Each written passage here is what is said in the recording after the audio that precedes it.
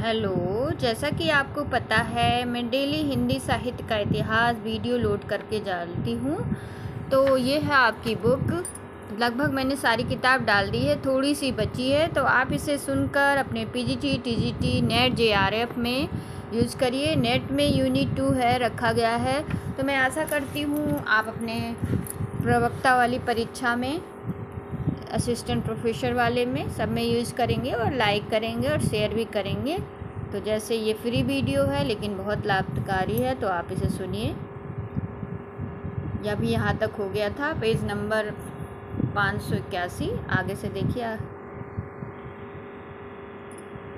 पहली पंक्ति में सम्मान शब्द उस सजावट के लिए आया जो प्रिय से मिलने के लिए आतुर व्यक्ति उसके आने की आशा पर बाहर अनेक प्रकार के सामानों द्वारा और भीतर प्रेम से जगमगाते अनेक सुंदर भाव द्वारा करता है। दूसरी पंक्ति में कवि का तात्पर्य है कि प्रिय दर्शन के लिए उत्सुक आँखें असंख्य सी हो रही है।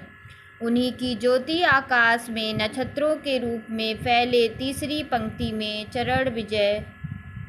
चरम विजय का अभिप्राय है। लगातार एक टक ताकते रहने में बाजी मारना। किसमें बाजी मारना? एक टक ताकते रहना। पर इन साम्य प्रधान रचनाओं में कहीं कहीं बहुत ही सुंदर आध्यात्मिक कल्पना है, जैसे छाया के प्रति इस कथन में, हाँ साखी आओ बाह खोल हम लग कर गले जुड़ा ले प्राण।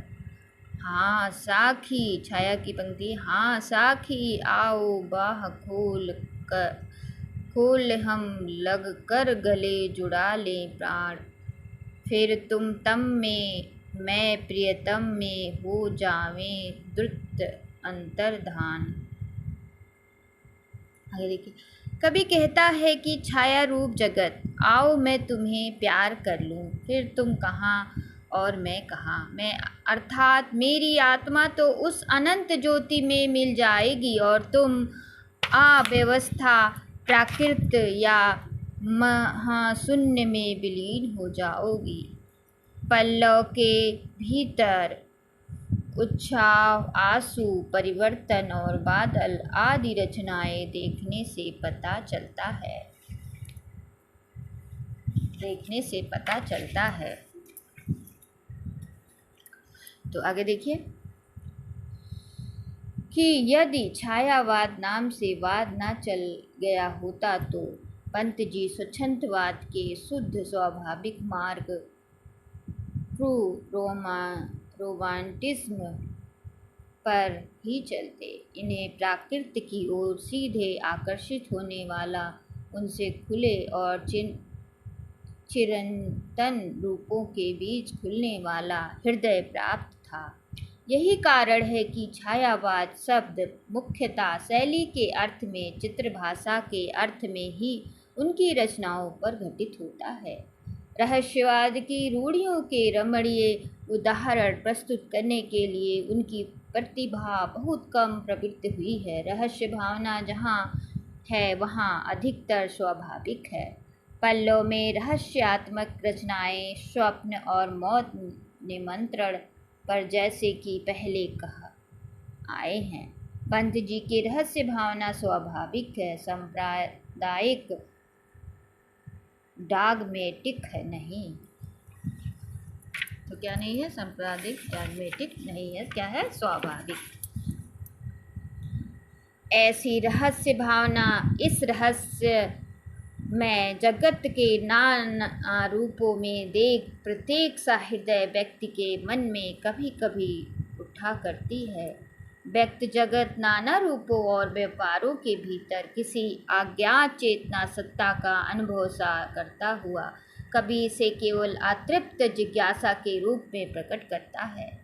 दूसरी बात ध्यान देने की यह है कि उस अज्ञात प्रियतम के प्रति प्रेम की व्यंजना में भी कवि ने प्रिय और प्रेमिका का स्वाभाविक पुरुष स्त्री भेद रखा है। प्रसाद जी के सामान दोनों पुल्लिंग रखकर फारसी या सूफी रूढ़ी का अनुसरण नहीं किया है।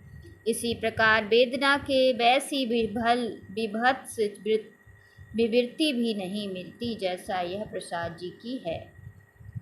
छिल छिल कर छाले फोड़े, मल मल कर मृदुल चरण से। छिल छिल कर छाले फोड़े, मल मल कर मृदुल चरण से। जगत में परमार्थिक स्वरूप की जिज्ञासा बहुत ही सुंदर भोलेपन के साथ शिशु को संबोधन करके कवि ने इस प्रकार की है। न अपना ही न जगत का ज्ञान, न अपना ही न जगत का ज्ञान, न परिचित है जिन नयन का कान। न अपना ही न जगत का ज्ञान, न परिचित है जिन नयन न कान। दिखता है जग कैसा, दिखता है जग कैसा, तात नाम गुण रूप अज्ञान अनजान। तात नाम गुण रूप अजान। कभी यह समझकर कि शिशु पर अभी उस नाम रूप का प्रभाव पूरा नहीं पड़ा है, जो सत्ता के परमार्थिक स्वरूप को छिपा देता है, उसे पूछता है कि भला बताओ तो यह जगत तुम्हें कैसे दिखाई पड़ता है। छायावाद के भीतर माने जाने वाले सब कवियों में प्राकृत के साथ सीधा प्रेम संबंध पंत जी का ही दिखाई पड़ता है। प्राकृत के अत्यंत रमणीय खंड के बीच उनके हृदय में रूप रंग पकड़ा है। पल्लव, उच्छ्वास और आंसू में हम उस मनोरम खंड की प्रसाद स्मृति पाते हैं। यह अवश्य है कि सुषमा की ही उमंग भरी भावना के भीतर हम उन्हें रमते देखते हैं। बादल को अनेक नेत्र विराम रूप में उन्होंने कल्पना की रंगभूमि पर ले आकर देखा है, जैसे फिर परियों के बच्चों से हम सुभग सीप के पंख पसार, समुद्र पेर ते सुच ज्योत्सना में पकड़ इंदु के कर सुकुमार। पर प्राकृत के बीच उनके गूढ़ और व्यापक सौहार्द तक ग्रीष्म की ज्वाला से संतप्त चराचर उनकी छाया के मधुर स्निग्ध शीतल प्रभाव तक उसके दर्शन से तृप्त कृषकों के आशापूर्ण उल्लास तक कवि की दृष्टि नहीं बढ़ाई है। कल्पना के आरोप पर ही जोर देने वाले कल्लावाद के संस्कार और प्रक्रिया के जोश ने उसे मेघ की उस व्यापक प्राकृतिक भूमि पर ना देखने दिया जिस पर कालिदास ने देखा था। आरोप विधायिनी कल्पना की ओर प्राकृत के बीच किसी वस्तु से गूढ़ और आगूढ़ संबंध प्रसार का चित्रण करने वाले कल्पना अधिक गंभीर और मार्मिक होती है। साम्यिका आरोप के निसंदेश एक बड़ा जिज्ञासा सिद्धांत लेकर काव्य में चला है।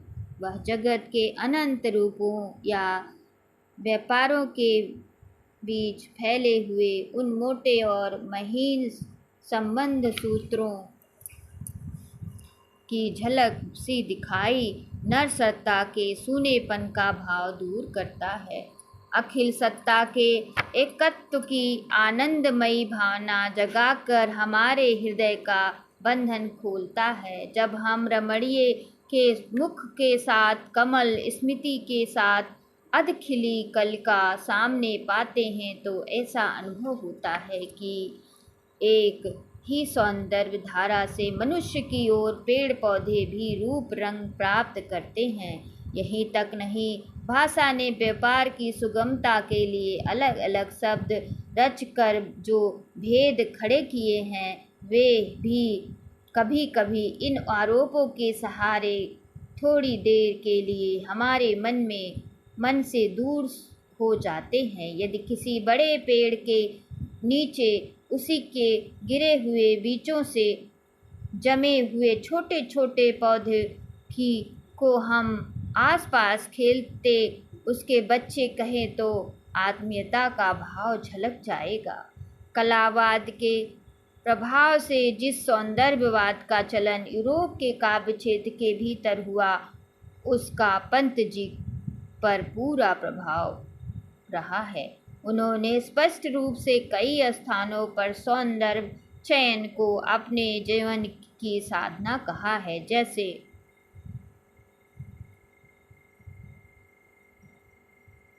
धूल की ढेरी में अनजान छिपे हैं मेरे मधुमय गान।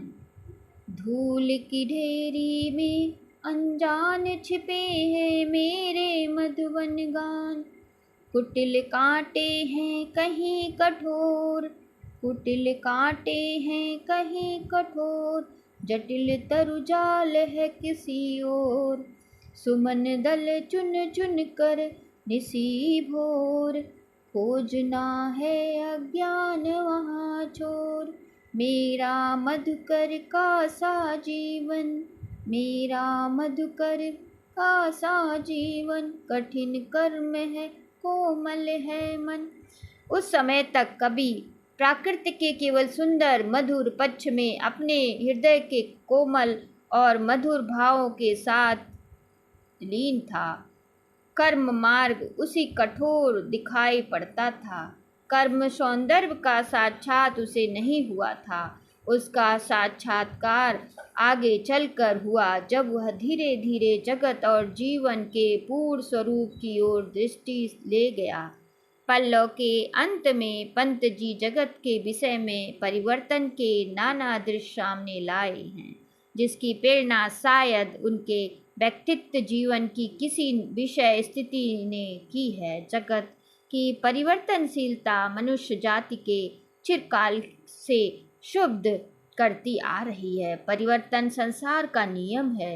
यह बात स्वतः सिद्ध होने पर भी सदस्यों और कवियों का मर्म स्पर्श करती रही है और करती रहेगी, क्योंकि इसका संबंध जीवन के नित्य स्वरूप से है। जीवन के व्यापक क्षेत्र में संबंध के कारण कवि कल्पना को कोमल, कठोर, मधुर, कटु, करुणा, भयंकर कई प्रकार के भूमियों का बहुत दूर एवं संबंध धारा के रूप में चलना पड़ा।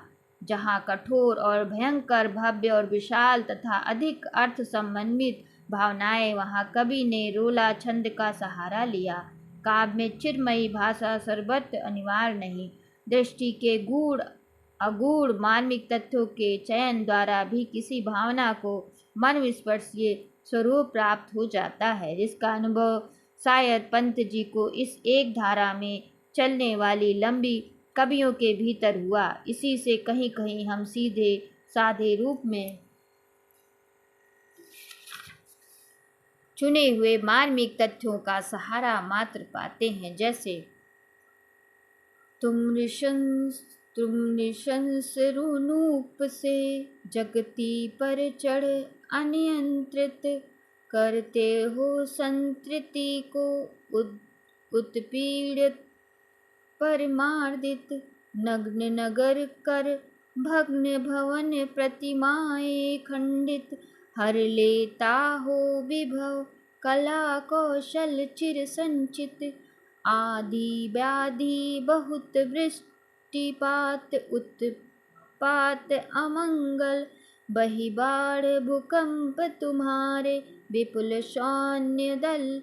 तो आज यहीं तक। आशा है आप इसे सुनकर लाभ उठाएंगे।